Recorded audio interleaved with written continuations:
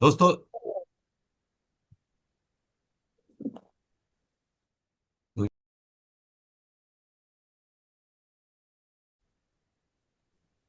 बोलो डैंग जी, क्या हुआ? बाजी आ आप रही। म्यूट हो। आप म्यूट हो, डंग सर, आप म्यूट हो। मैंने कहा रिकॉर्डिंग ऑन होगी टाइम पे। Thank you Rajesh ji, thank you. दोस्तों, ये लास्ट वीक चल रहा है और धुरंधर बैटिंग करनी है आप सब लोगों को। कुछ ही दिन बचे हैं। हम भी अपने धुरंधर 2 को ले आए हैं। हमारे 1 भी यही है, 2 भी यही है। तो दोस्तों, बहुत लोगों की शिकायतें आ रही थी कि क्लेम के चक्कर में ना शिकायतें आ रही हैं। मेडिक्लेम के क्लेम फंस रहे हैं, उस चक्कर में एलआईसी भी नहीं मिल रहा है। तो हमने अतुल भाई से रिक्वेस्ट की थी, इस सिलसिले में कुछ प्रकाश डाल सकते हैं तो वो लाए हैं। उससे पहले मैं चाहूंगा, एक दो लोग अगर अपनी शेयरिंग करना चाहते हैं, किसी की भी लास्ट वीक में अच्छा काम हुआ है, क्योंकि ब्रांचों में काम तो हो रहा है। जो लोग कर रहे हैं, जिनका अच्छा एक्सपीरियंस है, प्लीज अपना डिजिटल हैंड रेज करें और अपनी शेयरिंग करें। अभी काफी लोग जुड़ रहे हैं, फास्ट जुड़ रहे हैं। संजीव पुरी जी, अनम्यूट करके बात करें। सबको नमस्कार। आप लोगों के गाइडेंस से वो 2 लाख तो क्लोज हो गया था। जो टर्म इंश्योरेंस वाला केस गया, उसके बाद 2 लाख और यूली प्लस टर्म में उठा लिया इस वीक में। कैसे बाकी उठाया जनरल वो में भी वो अच्छा काम हो रहा है। और मार्केट को देखते हुए म्यूचुअल फंड में भी इस वीक में हम लोग काफी बड़ी सी बुक और लमसम भी काफी उठा चुके हैं। तो क्या बोलते क्या हो आप सर, जो सिप उठ जाती है? सर, बड़ी सिंपल सी है, मार्केट को देखो और मार्केट की नॉलेज लो। नॉलेज बेस्ड इंडस्ट्री है, जैसे यहाँ से नॉलेज मिलती है, म्यूचुअल फंड की भी नॉलेज बहुत मिलती है। अगर ज्ञान लेंगे तो हम कुछ बात कर पाएंगे, नहीं लेंगे तो कुछ नहीं कर पाएंगे। पैसा हमारे पास एक ही जगह है, जो कई बार तुम सभी बोलते हैं, हमारे पास अपने अंदर पैसा लगाने की जरूरत है। वहीं हम लोग हेजिटेट करते हैं कि भैया अपने ऊपर ना टाइम और मनी दोनों अपने ऊपर लगाइए, ज्ञान कीजिए, कोर्स कीजिए। मैं मल्टीपल कोर्सेज करता हूँ, पढ़ाई करता हूँ, उसी की बेसिस पे बोल पाता हूँ। बड़ी सिंपल सी बात, क्लाइंट को बोला, जो फीडबैक लगातार मार्केट से आ रहा था, रामदेव अग्रवाल जी से लेके सबका आ रहा था, वो मैंने उनसे शेयर किया, this is the time to invest. Hmm.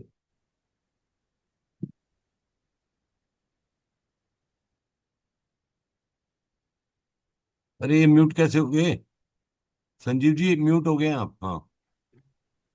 Uh, sir, अलग अलग रामदेव अग्रवाल जी से लेकर जैसे जो जो जो ज्ञान आता है, वो छोटी छोटी क्लिपिंग क्लाइंट को भेज देता हूँ, उनको बताता हूँ, sir this is the right time to invest. तो क्योंकि ऐसे आपको ज्ञान डॉक्टर, आप ग्रुप में भी डाला करो ना, ज्ञान बाकी लोगों को भी मिले। सर मेरे को, मैं आपको भेज दिया करूंगा, आप डाल दिया करो सर, हाँ म्यूचुअल प्लीज फंड का। प्लीज। हाँ मैं प्लीज, डाल जो दूंगा। जो अच्छी चीज हो ग्रुप में जानी चाहिए ना सर। अब हम ग्रुप को ओपन करते हैं, डाल अलग दूंगा सर, अलग अलग म्यूचुअल चीजें फंड का आती है, आप म्यूचुअल इसलिए फंड का बंद डाल दो, करना मुझे आपने पड़ता कह है। दिया, डाल भेज दिया। हाँ। हैं? ठीक। नहीं सर, हाँ नहीं, जी। आप बेफिक्र करिए, मैं आपको भेज दूंगा, आप डाल दिया कीजिए, मैं आपको भेज दिया ठीक। करूंगा। ठीक है, तो ठीक है। आपको भेज दूंगा। ठीक है sir, thank thank you you sir, sir. Thank आप यू। लोगों का सहयोग है सर, आगे आगे सभी, बढ़ पा रहा हूँ। अरे सभी का सहयोग है सर। सबका हम्म। साथ, सबका विकास है ये। Thank thank you. You sir. Nand Kishore Sharma जी।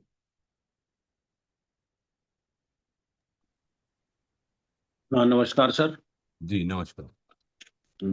मैं सभी एफपीआर की टीम को धन्यवाद देना चाहता हूँ। मेरे एक क्लाइंट था, कितना मतलब मैं 2.5 लाख रुपए प्रीमियम दे रहा था वो मुझे 2013-14 से। और मैं बहुत परेशान था उसका। मैंने स्टार हेल्थ से मतलब मेडिक्लेम किया हुआ था। लेकिन अभी पिछले हफ्ते वो मतलब पहली बार वो पार्टी बीमार हुई और उसको पहली बार में ही उसका क्लेम फंस गया।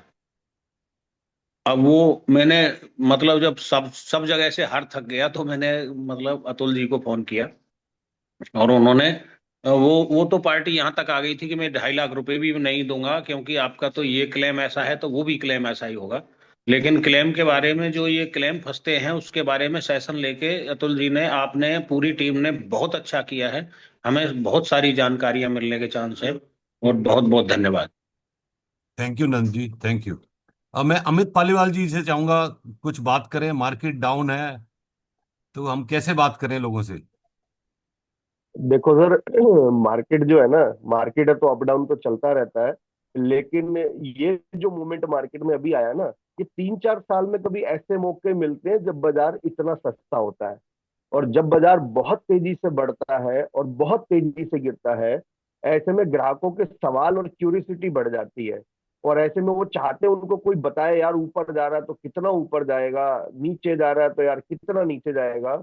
और ऐसे में अगर हम बाजार में खड़े होते हैं तो हमारे पास सवाल ज्यादा आते हैं और जो एडवाइजर ज्यादा सवाल एड्रेस करता है, सवाल अच्छे भी होंगे, बुरे भी होंगे, पॉजिटिव भी होंगे और नेगेटिव भी होंगे, तो ऐसे में अगर आपके मैसेजेस क्लाइंट को जाते हैं, जैसे अभी पुरी साहब भी कह रहे थे, तो लोग वो सवाल जो ढूंढ रहे हैं ना, मैं किससे पूछूं, तो आपसे पूछ लेते हैं।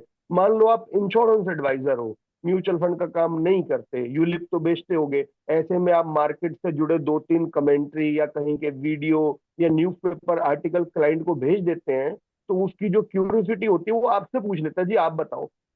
बाजार है उसका रोकना हम रोक नहीं सकते, ना चढ़ने से रोक सकते, ना गिरने से रोक सकते, लेकिन ग्राहकों के सवालों के जवाब टाइम पे दे देते हैं, तो उसका भरोसा हमारे प्रति बढ़ जाता है और वो हमारा प्रोडक्ट हमसे खरीदने में सहजता महसूस करता है। बाकी जो बाजार का लेवल है जी, ये लेवल 3-4 साल में एक बार आता है। मैं तो 100% लोगों को रेकमेंड कर रहा हूँ जी, आप खरीदो इस लेवल पे। नहीं इकट्ठे डाल सकते, किस्तों में डालो, एसआईपी कराओ, पर कुछ पैसा जरूर डालो, क्योंकि यहाँ पे लगा पैसा अमूमन 3-1 साल में डबल हो जाता है। हालांकि बाजार में पैसा एवरेज 5 साल में डबल होता है, और मैं इसकी कमिटमेंट नहीं दे सकता, sorry to use this word, कि 3 या 5 साल में डबल होगा, लेकिन जो पिछला 40 साल का ट्रैक है वो यही बोलता है कि 4-5 साल में डबल होता है, और गिरे हुए भाव पे खरीद लो तो 3-1 साल में डबल हो जाता है। तो लोगों की क्यूरियोसिटी बहुत बढ़ गई है गिरते बाजार को लेके। ऐसे में अगर हम बाजार में खड़े होके सवालों के जवाब देते हैं तो उनका कॉन्फिडेंस बढ़ता है। तो बाजार अच्छा है जी, गिरता चढ़ता रहेगा, ऐसे में निवेश करने के मौके हैं, आप भी कीजिए, दुनिया का भी कराइए। Thank you sir. Thank you Amit ji. Galaxy J8, क्या नाम क्या है भैया आपका? अगर नाम से अनम्यूट करके बात करें सर। हेलो। इनको खुद ही नहीं पता होगा इनका नाम क्या है। Sir good morning. हाँ, गुड मॉर्निंग। क्या नाम क्या है आपका? सर वो मतलब आजकल जो भी नाम डालते हैं पता नहीं अपने आप कैसा चला जाता है। मकसूद बोल रहा हूँ सर। जी मकसूद भाई बोलिए। एक सर ने सिखाया था क्या मतलब टिके रहना क्रिकेट में ज्यादा इम्पोर्टेंट है रन बनाने से। लेकिन मैं वही कंसेप्ट का यूज किया मेरे प्रेजेंटेशन में। तो एक ने कहा कि टेल एंडर को तो मतलब रन बनाना इम्पोर्टेंट है टिके रहने से, तो उसको किस तरह हैंडल किया जाए? अगर कुछ आपके एक्सपीरियंस से बताते हो तो I can use it in next presentation. Amit ji बताएं, इनका जवाब दें। अमित पालीवाल जी, अनम्यूट करके। हाँ। पर ये जो टेल एंडर की बात कर रहे हैं ना दोस्तों, कुछ दिन पहले एक प्रेजेंटेशन में धावक का जिक्र हुआ था, अजय त्यागी जी ने प्रेजेंटेशन ली थी। आप जिस भी इंडस्ट्री में हैं, आप फिल्म इंडस्ट्री में हैं तो अमिताभ बच्चन एग्जाम्पल है, क्रिकेट इंडस्ट्री में है तो सचिन तेंदुलकर एग्जाम्पल है, जिस प्रोफेशन में है, मेडिक्लेम बेच रहे हो, एलआईसी बेच रहे हो, म्यूचुअल फंड बेच रहे हो, टिके रहो और अपना रोज का काम करते रहो, अपना रोज का अभिनय करते रहो, अपनी रोज की प्रैक्टिस करते रहो, और सेल्स में हो तो रोज के 20 कॉल करते रहो। जो व्यक्ति सेल्स में रोज के 20 कॉल करेगा उसकी सेल आज नहीं तो कल जरूर होगी। 50 ओवर के मैच में शुरू शुरू के 15 ओवर में रन नहीं बनेंगे तो अगले 15 ओवर में रहेंगे, उसके लिए टिके रहना जरूरी है। और टिके रहने का मतलब है अभ्यास करते रहना, प्रैक्टिस करते रहना, और वो प्रैक्टिस हमारी इंडस्ट्री में है रोज के 20 फोन कॉल। 20 नहीं कर सकते, 10 करो। जो सेल्समैन रेगुलर 15-20 फोन कॉल की स्ट्रेटेजी फॉलो कर रहा है पिछले 20 साल से, आज वो टीओटी है। जिसने 5 फोन कॉल की भी स्ट्रेटेजी फॉलो की वो एमडीआरटी है। तो यदि आप जितने भी लोग इसको अभी सुन रहे हैं या भविष्य में यूट्यूब पे सुनेंगे, आप इंश्योरेंस एडवाइजर हो, try to make 10 phone call, 20 phone call. यही है सर टेल एंडर के रन बनाना। आपको क्रीज पे टिके रहना है, रोज के 10 फोन कॉल करने हैं, रन अपने आप बनेंगे, पॉलिसी अपने आप बिकेगी। Over to you sir. Thank you Amit भाई। सर अब धन्यवाद। सुरेश अरोड़ा जी हमारे बीच हैं। सुरेश जी नमस्कार। अनम्यूट कर दें। हाँ, हाँ सर, नमस्कार सर। नमस्कार नमस्कार। मैंने कहा आज के धुरंधर 2 के हमारे आज के हीरो अतुल जैन जी को आप आमंत्रित करेंगे, तो मैं चाहता हूं आप विधिवत आमंत्रित करें सर को। वाह, बहुत Sunil ji, thank you very much. मैं 1 मिनट बात कह के फिर आमंत्रित करता हूं। देखो, अगर एक नॉर्मल वे में इंश्योरेंस के बारे में बात करें, हम लोगों से 3 क्वेश्चन पूछें तो उसमें कुछ हमारा निकल के आ जाएगा, कुछ शायद हम आगे बात कर पाएंगे उनसे। पहला क्वेश्चन है, किसी को हम पूछे आर यू मैरिड, अगर हम उनसे पूछते हैं कि हम मैरिड, वो मैरिड है, तो इसका मतलब इंश्योरेंस उनके लिए जरूरी है, क्योंकि वो उसके लिए जरूरी नहीं है, जो उसके ऊपर डिपेंडेंट है और स्पाउस है उसके लिए वेलबींग के लिए जरूरी है। Second question, do you have income, अगर इनकम है तो प्रोटेक्शन चाहिए, और इंश्योरेंस से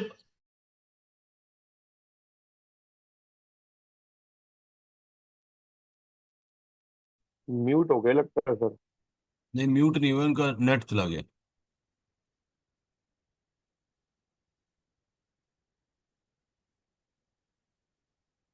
अरोड़ा साहब,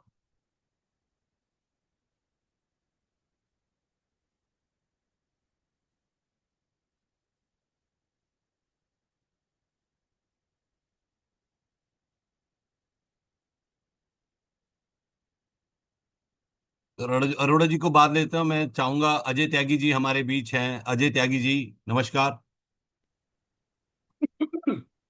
नमस्कार सुनील भाई। जी, मैं आप अतुल जी को आप आमंत्रित करें प्लीज सर। आपकी ये ड्यूटी मेरे ड्यूटी ये मेरे चेंज की लिए आज। हाँ, ये मेरे लिए सौभाग्य की बात है। और इसे बोलते हैं गांव के, हमारे यहाँ गांव में बोलते हैं बिल्ली के भाग से छिक्का टूट जाए। ठीक है ना, मलाई तो चाचा को मिलनी थी पर वो छिक्का टूट गया, मेरे हाथ आ गई सारी की सारी। ठीक है। आ, अतुल भाई का मतलब परिचय के तो ये मोहताज नहीं है। एफपीआरटी के जनरल सेक्रेटरी हैं और निस्वार्थ भाव से लगातार लगे हुए हैं। और सबसे बड़ा काम, ये अपना व्यापार तो करते ही करते हैं, इनकी जो प्योरिटी ऑफ द सोल है वो ये है कि ये अपने भाइयों का काम बढ़ाने के लिए दिन रात लगे रहते हैं। और मैं तो ये मानता हूं कि माता रानी के दिन चल रहे हैं, माता रानी का विशेष आशीर्वाद है इन पर कि ये दूसरों का काम में हेल्प करते हैं, दूसरों का काम बढ़ाने के लिए, एफपीआरटी के डेवलपमेंट के लिए बात करते रहते हैं। तो माता रानी इनको दिन रात तरक्की दे रही है। ठीक है ना, रियली बता रहा हूं। ये बीएनए के मतलब वो हैं, क्या कहते हैं, पार्टिसिपेंट हैं। और वहां का एक सिंपल सा नारा होता है या स्लोगन है, गिवर्स गेन, देने वाले को मिलता है भैया, सीधी सी बात है। और ये देने में बहुत बिलीव रखते हैं, मेरे तो परम मित्र हैं। बाकी तो सारी स्टोरी ये खुद अपने आज कुछ बताएंगे भी, और हम सबको पता भी है, जो यूट्यूब पर देखते हैं उन्हें बता देता हूं। ये 7 साल से लगातार टीओटी हैं, एमडीआरटी 2010 से हैं। ठीक है ना, कॉर्पोरेट क्लब मेंबर हैं 4-5 साल से, मुझे नहीं पता, यही बता देंगे। ठीक है ना, क्योंकि गिनती भूल जाते हैं, जब अचीवमेंट इतनी है तो हम गिनती भूल जाते हैं ना। सबसे बड़ी बात तो ये है। अतुल भाई, ज्यादा आपके और ऑडियंस के बीच में ना रहते हुए मैं आपको विधिवत आमंत्रित करता हूं, please stage is yours now. Welcome welcome sir, welcome. बहुत बहुत धन्यवाद। अपने परिवार में वेलकम की जरूरत नहीं होती वैसे। मेरा ये मानना है कि जब हम अपने परिवार में बैठे हैं तो हमें किसी और सब लोग ये परिवार हम लोगों ने ही बनाया है, और यही सोच के बनाया है कि भाई हम लोगों को कंट्रीब्यूट करेंगे।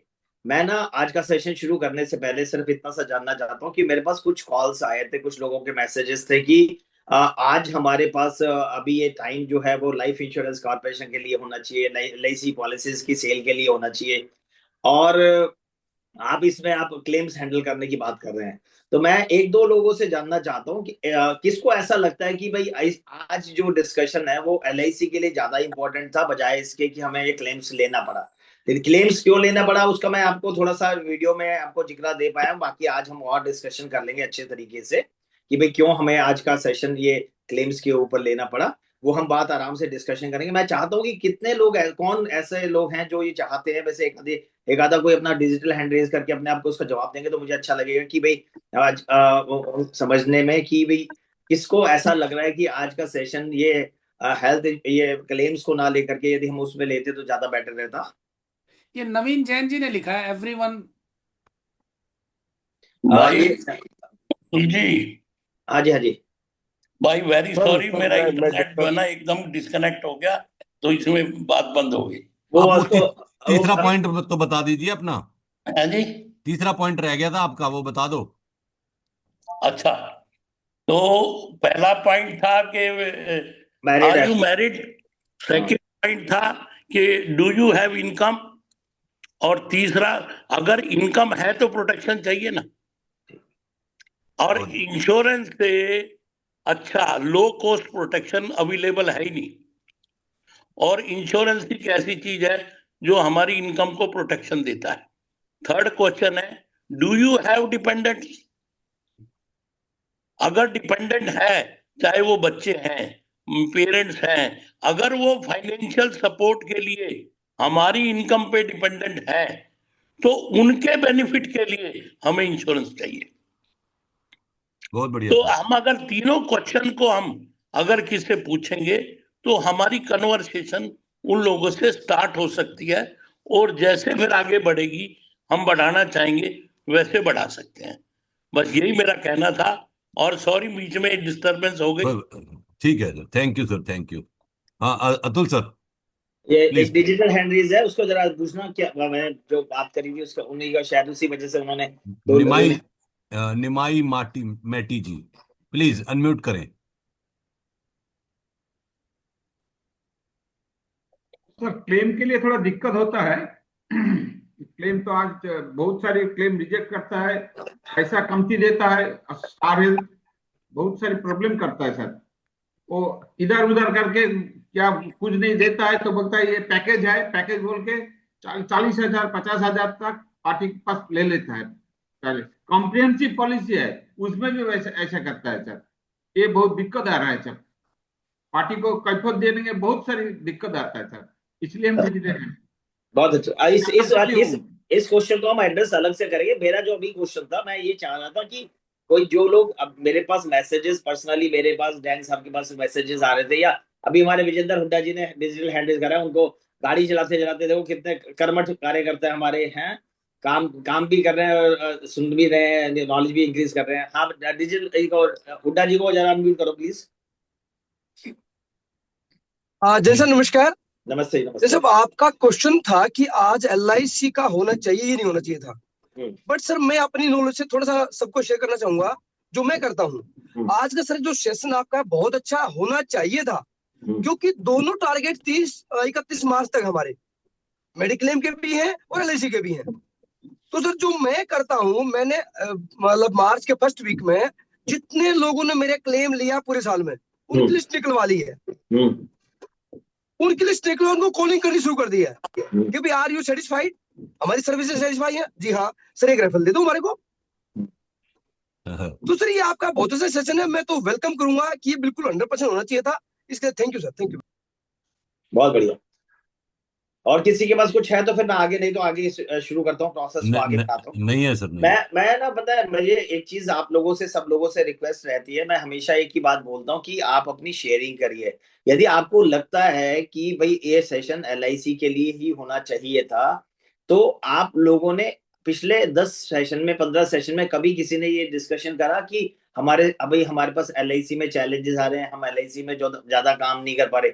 आप लोग सिर्फ बैकएंड पे बैठ करके सुनते रहेंगे और अपनी प्रॉब्लम्स को डिस्कस नहीं करेंगे, तो यहाँ पे कौन सा ऐसा जादू मंत्र है कि हम आपको बिना समझे आपको दे दे। हमें सिर्फ इतना सा आप लोगों से जानना, यदि जब तक आप अपनी प्रॉब्लम्स डिस्कस नहीं करेंगे, हम आपको कैसे लेके जाएं।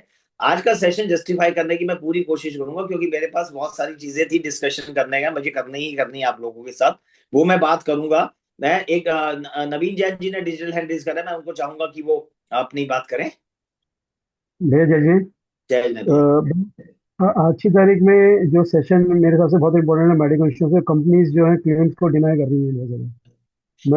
मैं यही रीजन को लेकर के आज का सेशन लिया गया था। कंपनी आज के दिन जो पिछले 1-2-3 महीनों के अंदर जो ट्रेंड देखा गया है, वो मतलब आप समझो कि मेरे पास एक बहुत बड़ी टीम है, एक पूरा डिपार्टमेंट है, उसके बावजूद भी अब मेरी इन्वॉल्वमेंट बढ़ रही थी। तो मुझे लगा कि जब मेरे जैसे बंदे की इन सब चैलेंजेस से जूझ रहे हैं, तो शायद और लोग जिनके पास बहुत बड़ी टीम ना हो, जिनके पास उतनी नॉलेज ना हो, जितना उनके पास इंफ्रास्ट्रक्चर ना हो, वो लोग कैसे अपने आप को हैंडल कर पा रहे होंगे। अभी जैसे नंद किशोर जी से मेरी जब बात हुई थी, तो नंद किशोर जी इतने परेशान थे, फोन पे मैं बात कर रहा था, वो कह रहे थे सर वो तो क्लाइंट तो मेरे को, मतलब मैं सर। और बात क्या होती है कि जब पॉलिसी कई सालों से चल रही है और उस टाइम पे क्लेम रिजेक्ट करती है, तो एक बड़ा सरप्राइज लगता है। और मैं आप लोगों से आगे भी हम डिस्कशन में बातें करेंगे इस बारे में, ठीक है। बट आप लोगों से सिर्फ इतना सा रिक्वेस्ट है कि आप लोग ना अपनी क्वेरीज, यदि आपको कोई प्रॉब्लम्स है ना, हम लोग वी आर अवेलेबल 24/7, ठीक है। हमने कभी किसी को मना नहीं करा, और यदि बाई चांस हम कभी बिजी होते हैं तो हम कॉल बैक करते हैं। ऐसा कभी नहीं होता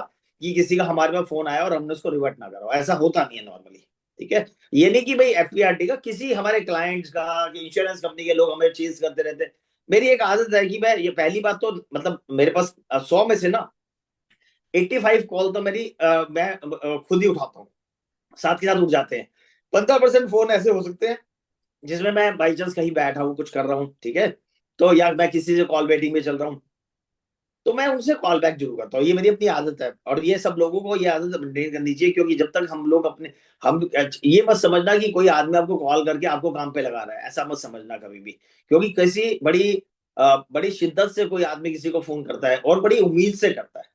यदि कोई किसी को बड़ी उम्मीद से, शिद्दत से फोन कर रहा है, तो हमें उसके लिए, और मैं आप यहाँ इस प्लेटफॉर्म से हमेशा कहता रहता हूँ, यदि आपके पास किसी के पास भी कोई फोन आता है ना, प्लीज आप उसको, जो आपसे हो सके ना, वो किसी उम्मीद से फोन कर रहा है आपको, और आप उसकी उम्मीद पे खरे उतरना चाहिए। यदि आज आप उसकी उम्मीद पे खरे उतरोगे, जरूरी नहीं कि वो आपको कल आपको काम देगा या आपको हेल्प करेगा। उसकी उसकी उस आपकी उस ब्लेसिंग से आपको कोई दूसरा, तीसरा, चौथा आदमी, आज हम पैन इंडिया में क्यों बोलते हैं कि एलआईसी में हम काम करा देंगे, क्यों बोल सकते हैं? क्योंकि हमने पैन इंडिया के लोगों का काम दिल्ली में कराया है। लोग, हम, मैं इतने सारे प्लेटफॉर्म्स पे जाता हूँ, एमडीआरटी के प्लेटफॉर्म पे जाता हूँ मैं, और हमारे गोपीनाथ सर के साथ जुड़े हुए हैं, हम आईओई के साथ जुड़े हुए थे। तो हमारे पास इतनी सारी चीजें हैं, इतने सारे लोग हमारे पास जुड़े हुए हैं। हम लोगों को कोई भी बंदा हमारे को दिल्ली में बोलता है कि सर ये काम है, हमने कभी किसी को ये नहीं कहा सर ये तो, ये ब्रांच तो द्वारका की, हम नहीं करा पाएंगे। हाँ सर, वो अपनी दिल्ली का काम है, हम करा देंगे, कोई दिक्कत नहीं है। तो इस माइंडसेट से जब आप काम करोगे तो सब लोग आपको सपोर्ट करेंगे, और आप जब तक आप आगे लोगों को सपोर्ट नहीं करोगे, आपको भी लोग सामने से नहीं करेंगे, ये बात समझ लीजिएगा। हाँ, मैं वैभव जी को एक बार म्यूट करवाना चाहता हूँ। हाँ जी वैभव जी, हेलो वैभव जी, वैभव जी बोलिए। वो जी आपकी आवाज नहीं आ रही है।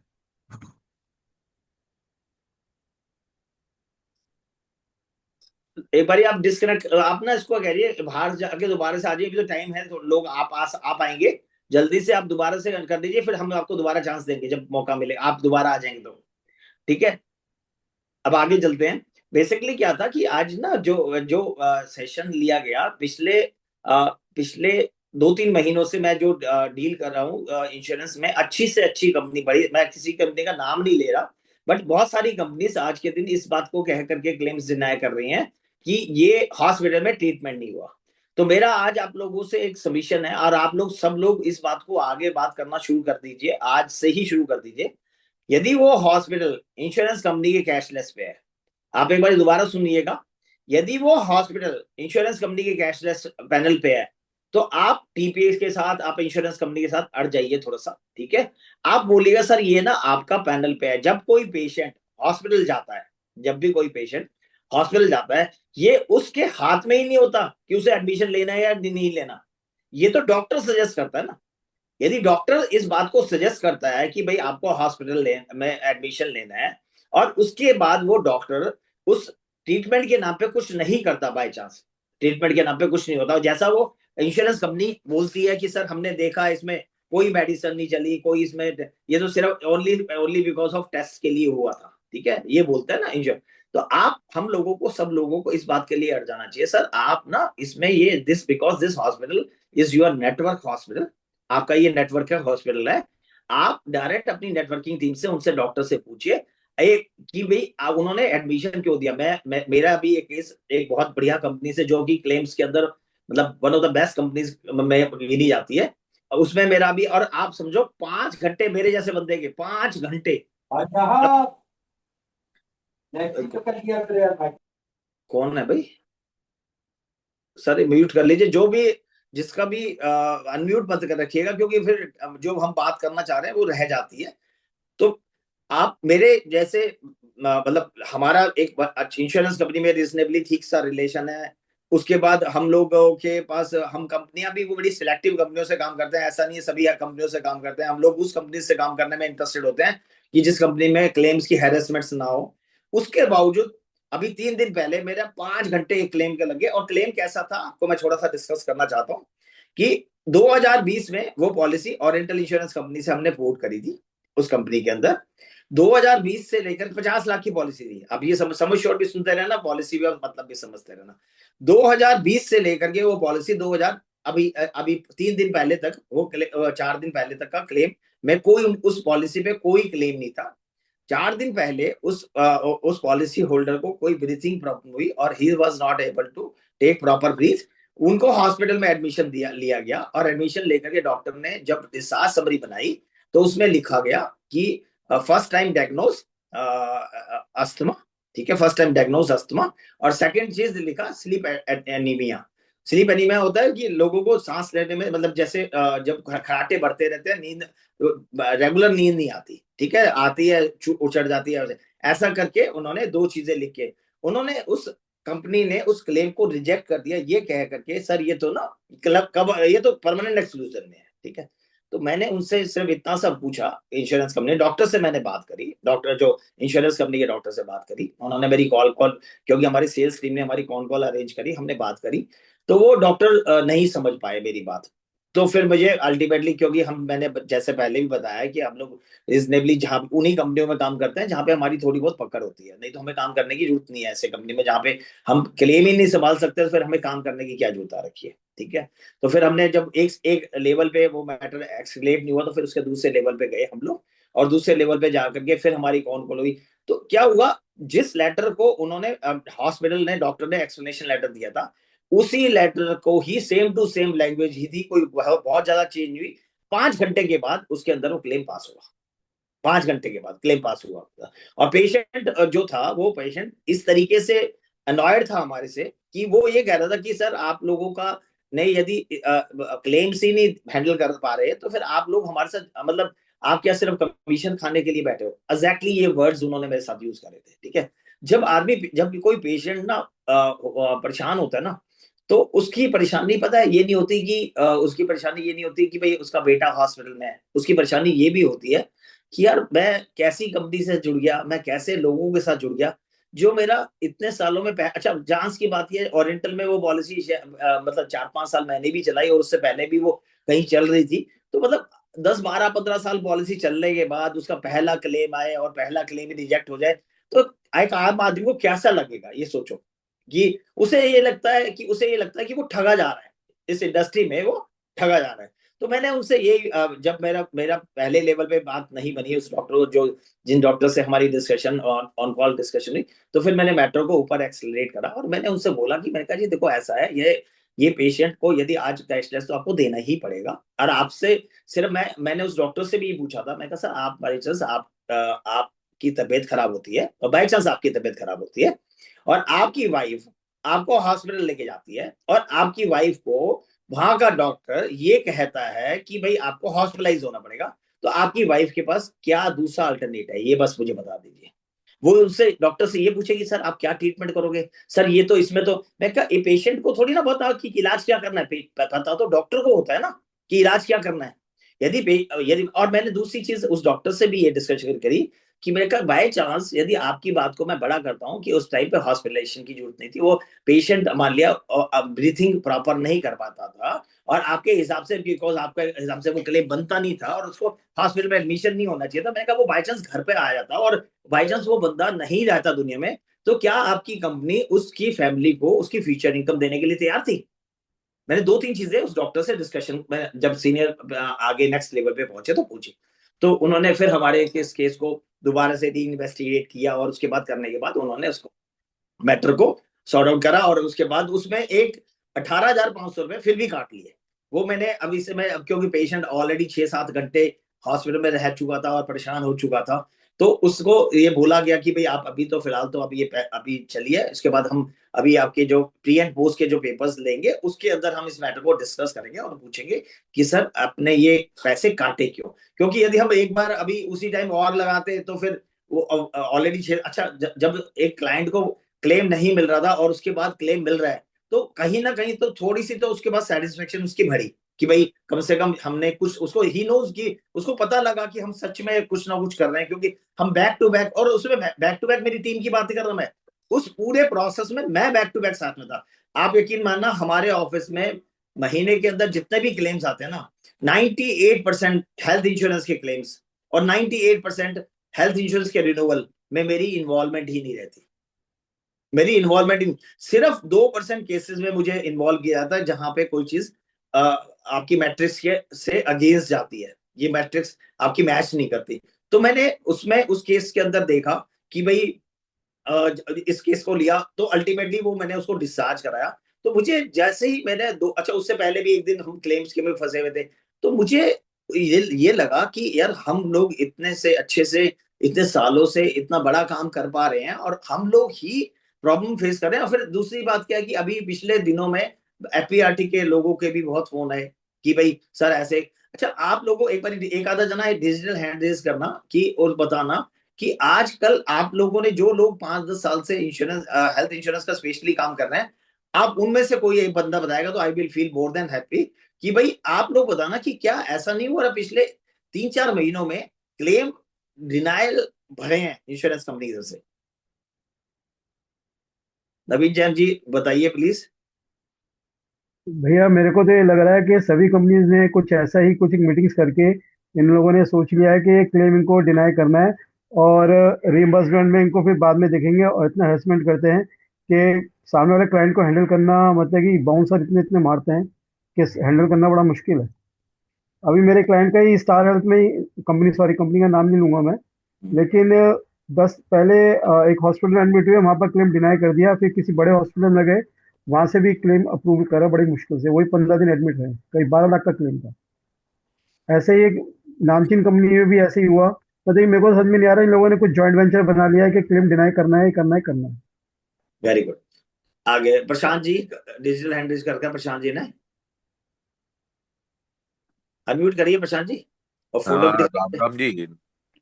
आपका कैमरा नहीं चल रहा। अच्छा।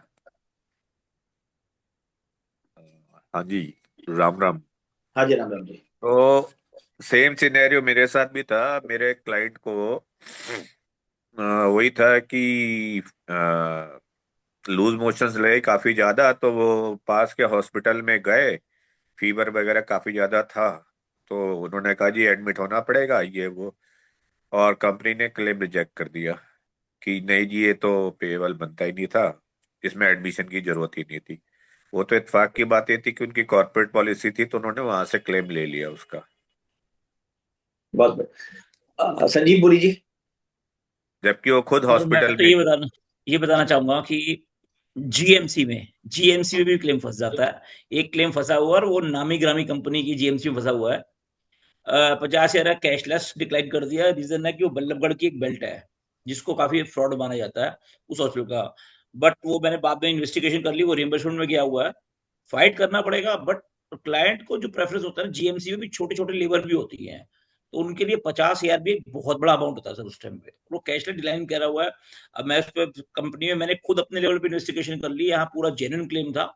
जैसे आपने बोला बुखार हुआ कुछ भी हुआ, रीजन पूरा हॉस्पिटलाइज हुआ, हॉस्पिटल को पूरा बिल पे करा गया है, तो वो पूरा उठा के मैं अब उसको पास कराऊंगा। बट कंपनियां टैक्टिक्स करती हैं, कोशिश करती हैं क्लेम को अवॉइड करने की, और अच्छी कंपनी भी कई बार करती है हर केस में। बट जीएमसी में ऐसा मेरे लिए बड़ा रेयर होता है कि ऐसा हो, जीएमसी आराम से पास हो जाता है।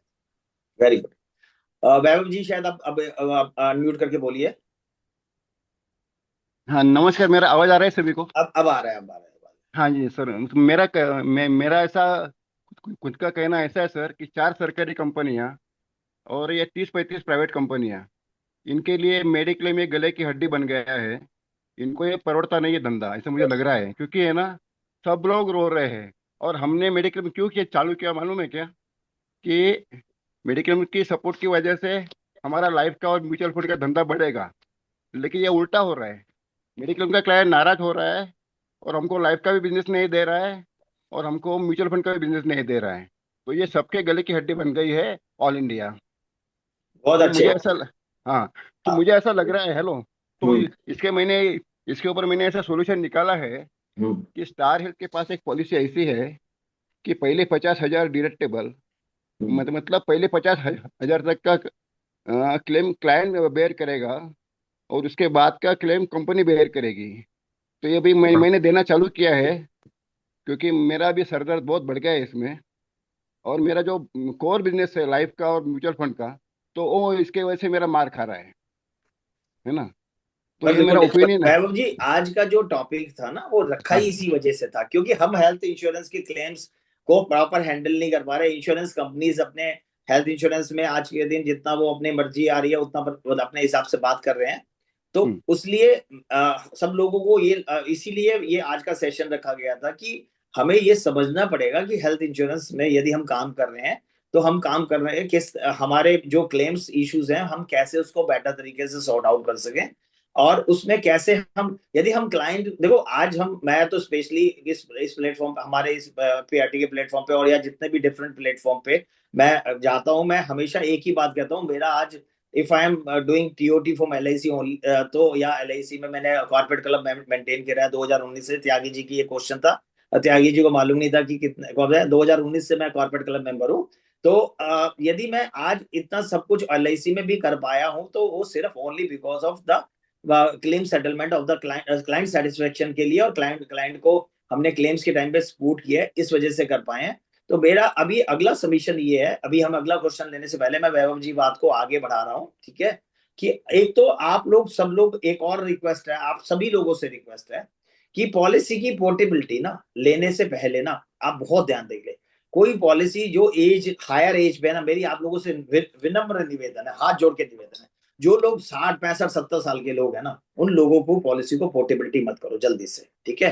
क्योंकि आपकी जरा सी छोटी सी लालच में, छोटे से उसमें उन लोगों की जिंदगी की सारी चीजें स्टेक पे लग जाएंगी। क्योंकि आज के दिन जो वैभव जी ने एक बात बोली है वो कहीं ना कहीं बहुत इंपॉर्टेंट है, बहुत इंपॉर्टेंट है। वो इंपॉर्टेंट ये है कि इंश्योरेंस कंपनीज के लिए मेडिक्लेम पॉलिसी गले की हड्डी बन चुकी है, इसमें कोई दो राय नहीं है। ये बिल्कुल 100% सच बात है, 100% सच बात है। क्योंकि आज एक भी इंश्योरेंस कंपनी, चाहे बेशक वो जनरल इंश्योरेंस कंपनी हो, चाहे बेशक वो stand alone health insurance company हो, कोई भी ऐसी कंपनी है नहीं है जो हेल्थ पोर्टफोलियो में से पैसा निकाल के घर ले जा रही है। अब प्रीमियम आप देखिए, मैं तो दूसरी बात पे आ रहा हूं इस पर, इसी पर एक तरफ हम क्लेम्स के अंदर हैरेसमेंट फील कर रहे हैं, सब लोगों को लग रहा होगा मेरे हिसाब से कि हम लोग क्लेम्स के अंदर हैरेसमेंट फील कर रहे हैं। दूसरी बात है कि इंश्योरेंस कंपनीज ने रिन्यूअल प्रीमियम बहुत बढ़ा दिया। आज मैं आपको अभी मैंने अपनी थोड़ी सी देर पहले स्टेटमेंट दी थी कि 98% क्लेम, हमारे क्लेम्स में मेरी इन्वॉल्वमेंट नहीं रहती और 98% रिन्यूअल्स में मेरी। अब चीजें अभी पिछले 2-3 महीने में क्या हुआ है कि ये दोनों रेशियोज बढ़े हैं, कि हमारे बढ़े इन द सेंस कि मतलब हमारी इन्वॉल्वमेंट बढ़ी है। इनफैक्ट अभी रिन्यूअल्स में जब जीएसटी का बेनिफिट विड्रॉ हो चुका है, जो मतलब जीएसटी नहीं देना आपको, उसके बाद भी जो पिछले साल प्रीमियम दिया था उससे 1.5 गुना प्रीमियम देना पड़ रहा है। आप इमेजिन करेंगे कैसे हैंडल करेंगे ऐसे केसेस को। अब इंश्योरेंस कंपनी के पास प्रीमियम उन्होंने 1.5 गुना कर दिया, क्लेम्स के अंदर आपको परेशान करना शुरू कर दिया। क्लेम्स में आपको हर क्लेम्स के अंदर आता है कि आप यदि 100 क्लेम्स जो डिनाई करे जा रहे हैं ना, 100 क्लेम्स में से 90 क्लेम्स में आप एक ही चीज देखेंगे लिखा हुआ होगा, 100 में से 90 चीज पे एक चीज लिखी होगी कि hospitalisation is not required. Hospitalisation की रिक्वायरमेंट ही नहीं थी। ऐसे में आप लोगों की सब लोगों का, हम लोगों को एक स्टेप आगे आना है। जो भी हॉस्पिटल हमारे पास इंश्योरेंस कंपनी के कैशलेस पैनल पे हैं, उसमें हमें इंश्योरेंस कंपनी के ऊपर दबाव डालना है कि भैया ये तो आपका काम है, आप ये हॉस्पिटल आपका नेटवर्किंग हॉस्पिटल है, और यदि आपका हॉस्पिटल नेटवर्किंग हॉस्पिटल में डॉक्टर ने एडमिशन दिया है तो ये क्वेश्चन आप डॉक्टर से करेंगे सर। आपको you need not to talk to the patient is not for that कि he pay the premium to the insurance company and after that getting the treatment from the hospital he make the payment to the hospital also. So why he has taken a medical policy, उसको ये तो समझाना ही पड़ेगा ना networking team से। Sir आप किसी भी हॉस्पिटल में जब कोई पेशेंट जाता है ना, डिसीजन पेशेंट नहीं लेता। कभी आपको लगेगा कोई ऐसा पेशेंट हो जो ये कहेगा कि नहीं सर मेरे को I am not feeling well और मुझे एडमिशन हो रहा है, उसको बोल देना कि आपको you are not feeling well, आप डॉक्टर, यदि वो डॉक्टर को इंसिस्ट करता है ना तो डॉक्टर की रिस्पॉन्सिबिलिटी बनती है उसको बोलने की, सर देखो आपको हॉस्पिटलाइजेशन की जरूरत नहीं है, इनकेस आप हॉस्पिटलाइज हो रहे हो, आपका क्लेम डिनाई होगा तो we are not able to help you out. Simple, बिल्कुल सिंपल करना है। ऐसा 100, अभी मैंने जैसे बताया 100 में से 90 केसेस ऐसे हो रहे हैं, उसमें से 90 में से हो सकता है 90% ऐसे केसेस भी हो जिसमें डॉक्टर ने सजेस्ट किया होगा, हो सकता है 10% ऐसे केसेस भी हो 90 में से कि जिसमें पेशेंट ने कहा होगा नहीं सर मुझे। अब यदि पेशेंट के दिमाग में कोई वहम है तो वहम का इलाज का इंश्योरेंस कंपनी पेमेंट नहीं देगी। आपको ये लगे हल्का सा आपको गैस का दर्द हो, आपको जी मैं एंजियोग्राफी कराना चाहता हूँ, भाई ये क्या लॉजिक है, एंजियोग्राफी कराना चाहता हूँ, ठीक है ना। तो आपको, हाँ उसको एक और बात मैं आपको ऐड करना चाहता हूँ कि सर आप एडमिशन लीजिए, दो पेशेंट को आप कभी भी जब कोई तकलीफ होता है आप उसको अपनी अपनी एक्सपर्ट कमेंट्स दोगे कि भाई नहीं सर आपको जरूरत नहीं, आपका क्लेम नहीं मिलेगा, तो आपसे और एनाइड हो जाएगा। आप उसको मैंने नहीं पढ़ा, ये टीचर कौन, भारत में हमारा कुछ मैंने नहीं पढ़ा यार भैया। प्लीज अब जो लोग भी एफपीआरटी के इस सेशन में है, या तो वो एफपीआरटी का सेशन सुन लीजिए या आप अपने आप को एग्जिट कर लीजिए। यदि आपको और 10 काम करने हैं तो ये एफपीआरटी का सेशन उन लोगों के नहीं है जो इस टाइम में 10 काम और कर रहे हैं साथ में। आप प्लीज, हम लोग यहाँ पे हम लोग आप लोगों को के लिए कोशिश करके ये बेटरमेंट करने के लिए आए हैं। इसका मतलब ये नहीं है कि आप साथ में 15 काम करें और पूरे प्लेटफॉर्म को डिस्टर्ब करें। Very sorry.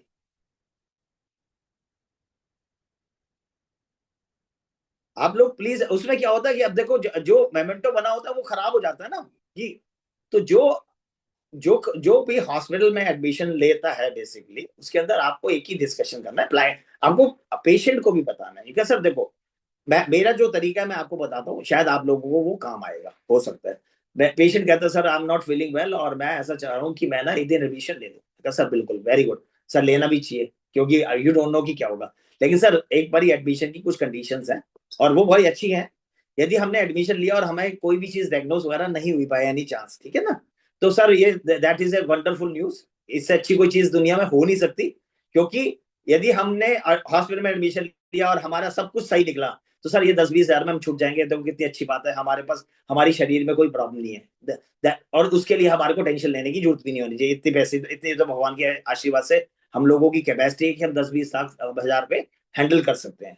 और बाय चांस गॉड फॉरबिड यदि हमारे को, हमने एडमिशन लिया और हमें कुछ निकल गया, कोई चीज मिल गया, तो सर मैं आपको 30 डेज में जो आपको उसके बाद हमें उसका ट्रीटमेंट लेना पड़ेगा। यदि मान लिया बाई चांस कोई चीज, मान लिया स्टोन निकल गया, सपोज हमने टेस्ट वेस्ट कराया और हमारे को स्टोन निकल गया, तो हमें जब स्टोन, हमें पता लग गया इस टेस्ट के बाद की स्टोन है, फिर हम किसी भी डॉक्टर से मिलेंगे और डॉक्टर उसका स्टोन का ऑपरेशन करेगा, तो 30 डेज पहले और 60 डेज बाद तक के तो पैसे हमारी इंश्योरेंस कंपनी देती है, तो वो भी मिल जाएंगे आपको।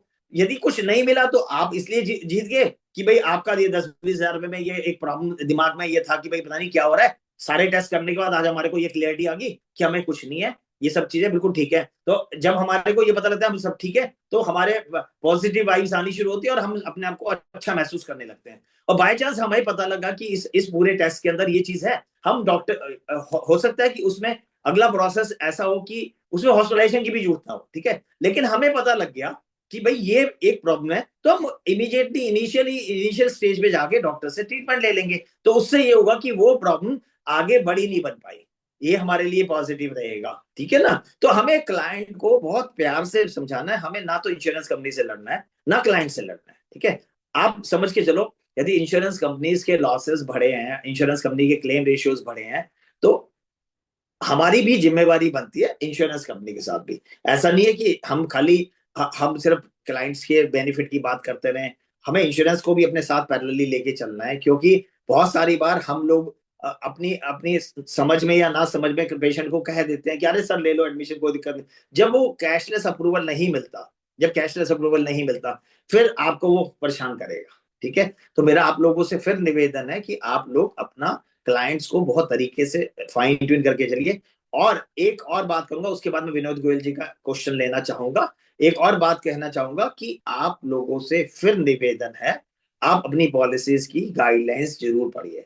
क्योंकि यदि आप लोगों को जब तक आपकी इंश्योरेंस कंपनी की पूरे प्रोसेस नहीं पता होंगे, तो आप लोग आगे अच्छे से काम नहीं कर पाएंगे।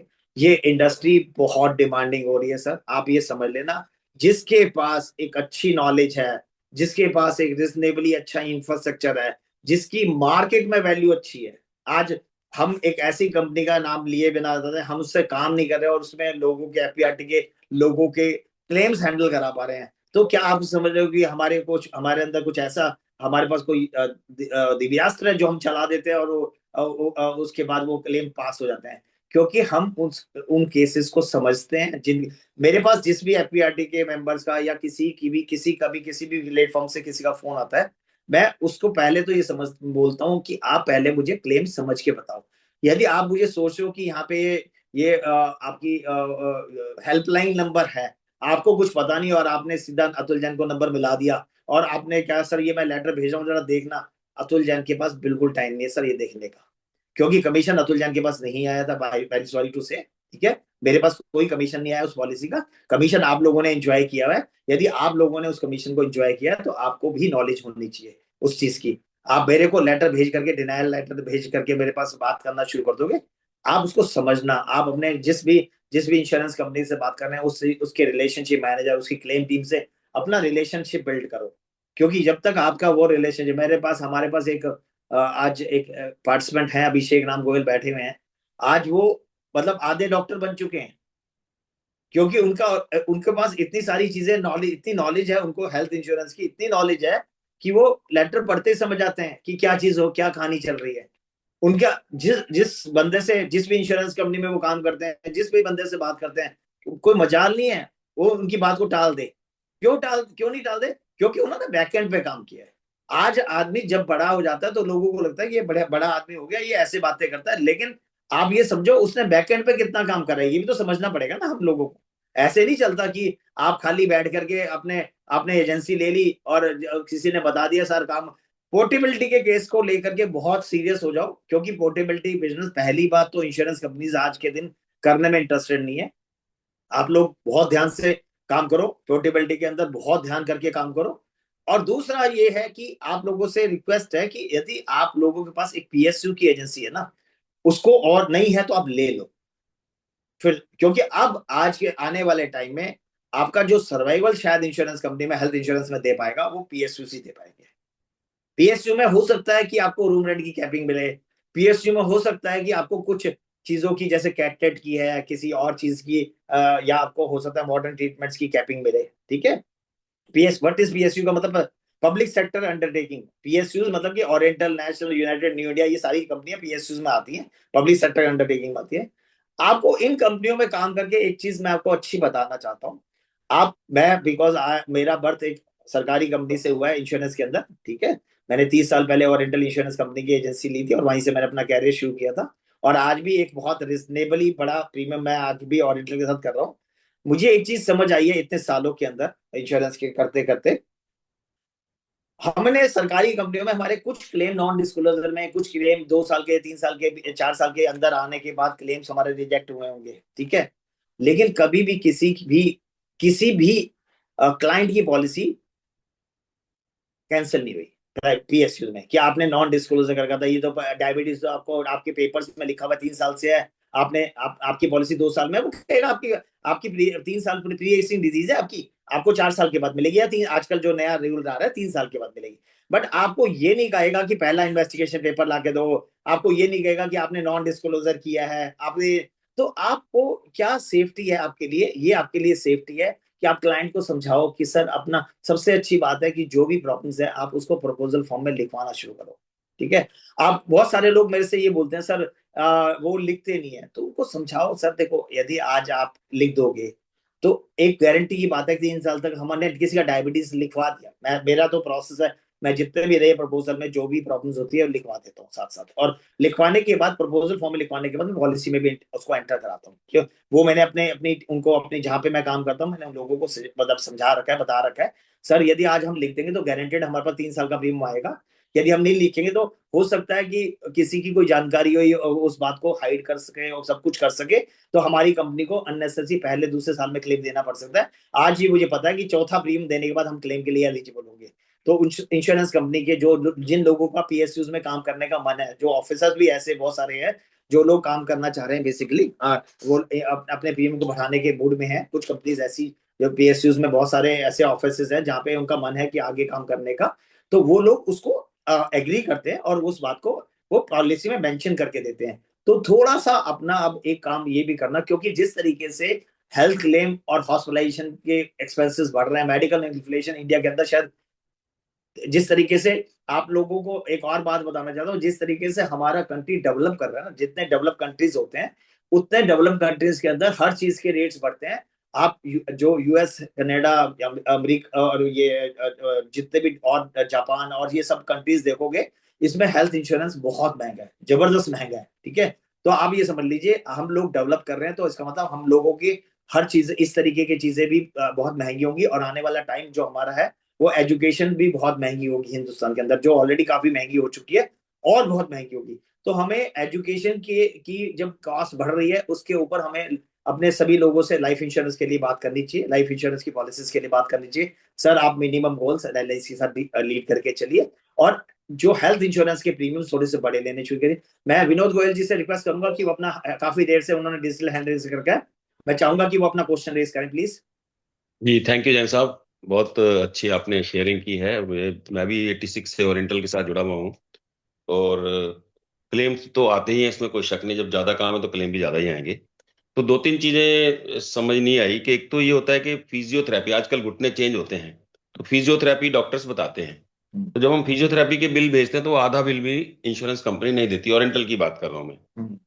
दूसरा, आज की डेट में ना ये जो एडवांस सर्जरी चल चुकी है, मैंने शायद पहले भी आपको रेज किया था, तो रोबोट का तो हमें पता था कि भी उसका 1 लाख रुपया या 10% ऑफ द सर्ज मिलता है, ओरिएंटल की बात कर रहा हूँ। परंतु और भी कई जगह डॉक्टर जो है ना एडवांस सर्जरी कर देते हैं, और पेशेंट को लगता है कि वो ठीक है, और वो उसका क्लेम हमारी कंपनी नहीं देती। ऐसा एक केस हुआ, उसकी वजह से क्लाइंट नाराज भी हुआ।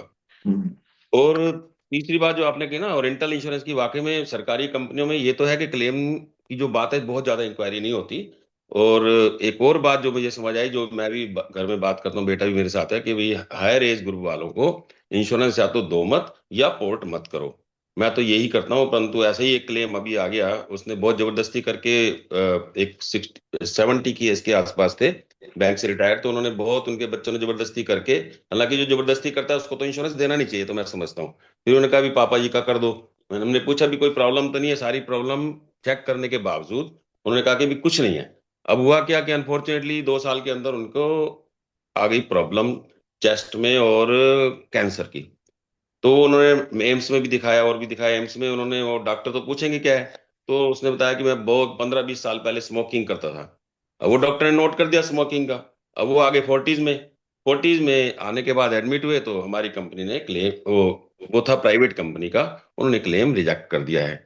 तो प्रॉब्लम तो आ रही थी, हमने कहा भाई इसमें हमारा कसूर तो कोई नहीं है, परंतु अब ये बात सही है कि हायर एज पर कहीं ना कहीं पुरानी चीजें लोग भूल जाते हैं, और बाद में क्लेम्स में दिक्कत आती है, क्योंकि साहब इसमें तो मुझे आपसे भी शिकायत है ऑनेस्टली, जी ठीक है। जी हमने जी हेल्थ इंश्योरेंस के आई विल बाद अप्रिशिएट। नहीं सर सुनो मेरी बात सुनो, जी हमने हेल्थ इंश्योरेंस में इतने सारे हमने वो लिए हैं, और उसमें हमने आप लोगों को सबको एक फॉर्मेट भी दिया था, आपको एक आप फाइल बना के दी थी, उसमें लिखा है ड्रिंकिंग स्मोकिंग। यदि उसने उसमें आपको मेल पे लिख के दिया हुआ है ना सर, तो उसके नाराज तो उसका होने का अधिकार ही नहीं बनता, ठीक है ना।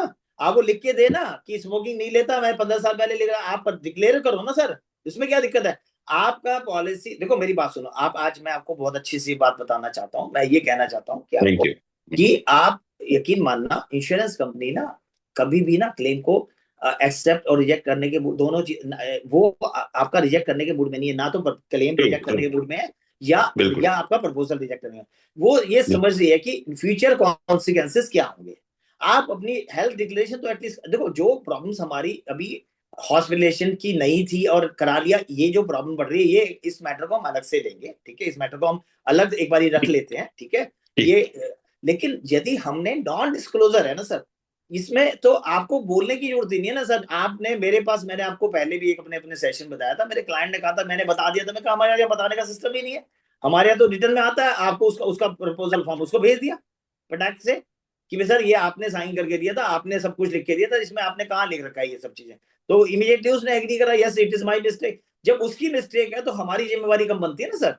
हम उसकी हमारे, आप कौन सी दवाई दे रहे हो गोयल साहब, how can I come to know, आप मुझे बताइए ना। If you are not interested to let me know कि भाई मैं ये मेडिसिन लेता हूं, तो मुझे आज मेरे को आप कुछ बता, मैं तो क्लाइंट्स के सबसे पहले बोलता हूं, आज समझ लो सर, आज आपके सामने एक डॉक्टर बैठा हुआ है, आप उस डॉक्टर के सारे वही जवाब देना जो आपने एक्चुअल में डॉक्टर को, कार्डियोलॉजिस्ट को देना है, वही आप समझ लो, कार्डियोलॉजिस्ट बैठा है आपके सामने, आप उसको जो बातें बताएंगे, और आप अपनी फैमिली के साथ बैठ के डिस्कशन करो। ये भी बोलता हूँ क्योंकि सर आपको तकलीफ होगी तो फैमिली लेके जाएगी और वो कुछ भी बोल देगी, क्योंकि अल्टीमेटली होगा क्या, उसको थोड़ी ना पता है कि भाई हस्बैंड तो जो मर्जी लिख के दे दे, जब लेकिन हस्बैंड बिल्कुल को बिल्कुल एडवर्टाइज बिल्कुल। आएगी तो बताएगी तो वाइफ ना कि भाई क्या हुआ था, ये बच्चे बताएंगे। तो हम्म, ये सब चीजें उनको बताना चाहिए। देखो अब हम लोगों का, हमारे एडवाइजर लोगों का रोल थोड़ा सा और बड़ा हो रहा है। देखो हमारी अब चैलेंजेस कैसे आ रही है, हमारे चैलेंजेस ये आ रहे हैं, हमारे पास प्रीमियम्स बढ़ रहे हैं, वो हमारे लिए चैलेंज आ रहा है, हमारे साथ क्लेम्स बढ़ रहे हैं, वो हमारे लिए चैलेंज आ रहा है, हमारा सर कमीशन घट कॉन्ग्रेचुलेशन रहा है, ये हाउसफुल हमारे हो लिए गया चैलेंज अपना। आ रहा है। हाँ जी सर कॉन्ग्रेचुलेशन हाउसफुल हो गया अपना काफी देर से। सर, वो तो बहुत देर से हो गया था, लेकिन हाँ तो हमारे क्लेम्स बढ़ रहे हैं, उस पे भी हमारे कमीशंस कम हो रहे हैं, ये भी हमारे। आप ये समझ बिल्कुल के चलो ये इंडस्ट्री अब चैलेंजिंग हो रही है, और आप यकीन मानना, मैं आपको लोगों को फिर इस प्लेटफॉर्म से मुबारकबाद देना चाहता हूँ। ये इंडस्ट्री उन लोगों के लिए बन रही है जो लोग प्रोफेशनली काम करेंगे। ये इंडस्ट्री उन लोगों के लिए हो सकता है, हमारे को अगले 10-15 साल 20 साल के बाद जो हमारी नेक्स्ट जनरेशन इस काम में आएगी ना, उन लोगों की वही वैल्यू होगी जो वैल्यू आज के दिन डॉक्टर्स की, चार्टर्ड अकाउंटेंट्स की हो रही है, उससे ज्यादा वैल्यू होगी। आप यकीन सही बात। मानना, बस सिर्फ हम लोगों को अपने कंसिस्टेंसी मेंटेन करनी है, हम लोगों को ईमानदारी से काम करना है, हमें कोई भी रॉन्ग डिक्लेरेशन वाले प्रपोजल नहीं डालने हैं। मेरा आप लोगों से फिर निवेदन है कि आप लोग प्लीज प्लीज अपने अपने काम को ठीक तरीके से करिए, और जो भी आपका इंश्योरेंस के अंदर जो भी आपका क्लेम ऐसा आ रहा है जिसमें कि आपका वो हॉस्पिटल कैशलेस पैनल पे है, वहां पे आप इंश्योरेंस कंपनी से अड़ना शुरू करिए, प्लीज अड़ना शुरू करिए, क्योंकि they don't have a right to say no to you. ठीक है, उनके पास कोई अधिकार नहीं है। डॉक्टर को नेटवर्किंग टीम रख रखी है ना कंपनी ने, हर इंश्योरेंस कंपनी ने नेटवर्किंग टीम रख रखी है, या प्राइवेट सरकारी कंपनी है तो वो उनके पास वो टीपीएस है ना, they will direct coordinate to the hospital कि भाई आप लोगों का ये कैशलेस हॉस्पिटल आपने कैसे एडमिशन करा। ठीक है ना, आपको आप वहां पे डिस्चार्ज लिख के देंगे, आपको लिख के देना पड़ेगा पेशेंट को, अप्रूवल 0 का, और पेशेंट से कोई पैसा नहीं लेना, ये आपको लिख के देना पड़ेगा। हम लोगों को इतना इतना एग्रेसिव होना पड़ेगा। यदि हम लोग इतना एग्रेसिव नहीं होंगे, इंश्योरेंस कंपनियां कल को कुछ भी कर देंगी आपका। आप लोगों को काम करना पड़ेगा यदि आप लोग तरीके से काम। और दूसरी बात सर, आपने एक और विनोद गोयल साहब ने ये बताया था कि वो फिजियोथेरेपी के पैसे कम कर रहे हैं, ज्यादा कर रहे हैं। सर आप लोगों ने, हम लोग सब इस प्लेटफॉर्म पे बैठ के बात करते हैं, आप लोगों ने किसी ने इस बात को एक आरटीआई लगा के पूछा कि सर आप ये फिजियोथेरेपी के पैसे काट रहे हो, किस वजह से काट रहे हो? होम फिजियोथेरेपी ये पेशेंट की कंडीशन डिसाइड करेगी या इंश्योरेंस कंपनी डिसाइड करेगी? आप मुझे एक बार पूछो तो सही, एक बार आप अपना जेन्युइन क्वेश्चन, लोग आप यहाँ पे आकर के अपनी प्रॉब्लम्स हम लोग डिस्कस कर लेते हैं, आप क्या सोचो कि एफपीआरटी आप लोगों के लिए सारे काम करेगी? प्लीज, आप लोगों को, यदि सब लोगों ने कमीशंस लिए हैं, आप लोगों ने अपना ये प्रोफेशन बनाया है, आप लोगों ने अपनी किट्टी बनाई है ना इसकी, तो मेरा आप लोगों से इतनी सी विनती है कि आप लोग खुद भी कुछ काम करना शुरू करो। आप खुद भी 1-2 आरटीआई लगाने शुरू करो। आप पूछो तो सही इंश्योरेंस कंपनी से, आरटीआई नहीं लगा सकते, एक बार आप एक कंप्लेंट डालो ग्रीवेंस में, जिस कंपनी के ने ये काम करा है उसकी ग्रीवेंस में डालो ना। आपको इसके साथ में CC2 IRDA करो, एक बार आप शुरू तो करो। यदि कोई आपके पास डिसीजन आता है उसको हाईलाइट करो, पब्लिश करो, आप ऐसे प्लेटफॉर्म्स पे डालो, लोग 10 आप यदि थोड़ी सी मेहनत करोगे, हजारों लोगों का फायदा होगा। करो ना सर। आप ये सोचते हो कि एफपीआरटी के बंदे बैठे हैं इसी काम को करने के लिए, करते रहेंगे, ऐसा नहीं, इतना मत काम पे लगाओ सर प्लीज। बात करने का मतलब जो हमारा है, वैसे तो मैं समझता हूँ कि हाँ ये है जी, कि भी लोगों को भी नॉलेज हो जाए टाइम ऊपर जो हम कह जा रहे रही हैं, बात कर रहे हैं। That was my point. भाई thank you so much, thank you. क्या बोल रहे हो राजेश राठौर सर? टाइम हो गया पूरा। टाइम हो गया यार, हमारा तो टाइम ही नहीं पता लगता कैसे पूरा हो जाता है। और तो हम तो भी। सर मैं एक बात कहना चाहूंगा, हाँ सर जी, नॉलेज ना सिर्फ क्लेम में नहीं काम आती, क्लेम पे बाद में आता है, पॉलिसी अंडरराइटिंग में भी काम आती है। कल मैंने एक क्लेम में परमानेंट एक्सक्लूजन लग रहा था, जिस कंपनी में हम लोग इकट्ठे मिलने गए थे, वहां पे एक पर्सन के ऊपर टॉपअप में उनके सारे डॉक्यूमेंट को कंपनी में अंडरराइटिंग रहे थे। मैंने खुद पूरा केस पढ़ा और डॉक्टर से डिस्कस किया, उसके बाद जाके नहीं संजीव जी इसमें तो एक तो लगना ही चाहिए। मैंने क्यों लगना चाहिए, गिव मी द रीजन। कोई बार्गेनिंग थोड़ी हो रही है, एक लगना चाहिए एक नहीं लगना चाहिए। जब बात करा उसके बाद उन्होंने जाके शाम को अप्रूवल दे दिया, पर 3 दिन से फाइट चल रही है, पर मैक्स का अप्रूवल हटा दिया। Very good. देखो नॉलेज है तो काम करती है। ये यहाँ पे जो जो बात संजीव पुरी जी ने करी है, ये काम की जरूरत है। अभिषेक राम गोयल हमारे बैठे हैं, उनसे 1 मिनट की बात करना चाहेंगे। गोयल साहब अनम्यूट कर लीजिए। हाँ जी। एक तो यस आपको पेनल्टी है, आप आधे घंटे के बाद ज्वाइन किया था आपने। अरे एक्चुअली क्या है, मैं अभी भी हॉस्पिटल में ही हूँ, मेरी सिस्टर की सर्जरी हो रही है, थोड़ा सा टाइम सुबह का आ गया।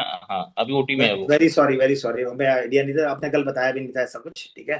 तो हम्म। आप थोड़ा सा प्रकाश डालिए जो आज का हमने ये सेशन लिया था, इसके इसमें आपको आप क्योंकि आप इस हमारी इंडस्ट्री के एक दिग्गज हैं और बड़े लेवल पे हेल्थ का काम करते हैं और बहुत ज्यादा क्लेम्स हैंडल करते हैं, तो धुरंधर इसमें है, धुरंधर है ये। धुरंधर है, ये धुरंधर 2 है, ये धुरंधर 1 2 दोनों है ये। चलिए अतुल भाई, बहुत बढ़िया सेशन और बहुत अच्छी अच्छी बातें आपने बताई और बहुत काम की बात बताई।